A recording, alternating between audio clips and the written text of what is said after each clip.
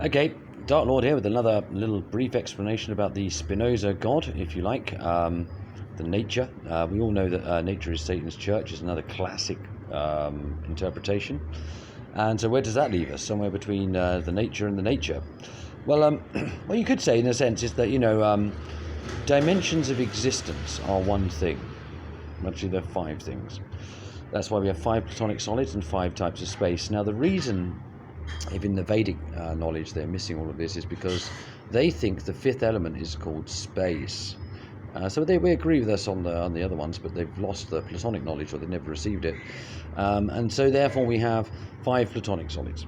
And out of that, you've got the 13 Archimedean solids that arrange themselves, plus the sphere. And so then we're really into the number 19. And that's on the flower. Sorry, incoming message. So that's on the flower of life, 19, and so there you can see actually there's an extension beyond that to the 37, which is something a bit beyond all of that, and then there's another one up to the number 61, which is a little bit further than that still, and that will create the fruit of life. And so you can see there's plenty much, the unification of that, the philosophical problems are really dealt with by the numbers on the flower of life. And that, I think, was the significance in the Bible of there being a tree of knowledge.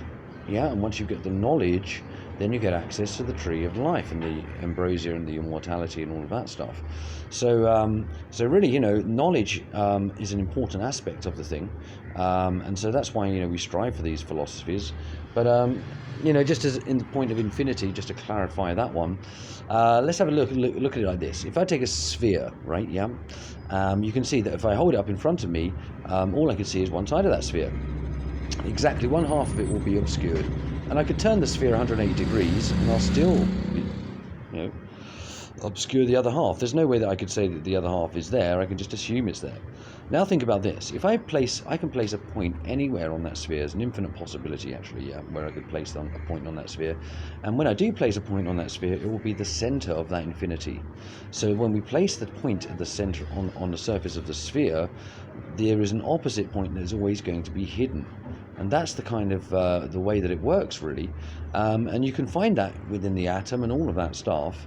And some of our knowledge, takes you right the way into the gravitational field. And if there was a unifying field, it would have to be the background radiation or the cosmic foam, or as we like to call it, the ether. And actually, once you understand that it's not a fourth dimension, it is a fourth dimensional thing, not a three-dimensional thing, and you can't measure a fourth dimensional thing, obviously, then I think I've kind of cleared up that Spinoza God problem, if you think about it, with the logic of geometry and fourth dimension. And so that's probably the way forward for that kind of the resolution of that little problem. And so I hope that's helped everyone who believes in salvation from the Spinoza God, because there it is, right in front of your eyes, all the numbers, and so clear. I'm making it so clear that I could do more on the math, and more than welcome to share. Because I love mathematics. It's my thing, much better than names. So thanks for the Spinoza thing, but I'm more of a numbers guy. Anyway, this is Dark Lord signing out with the Spinoza God, just to make sure it's all in the cards.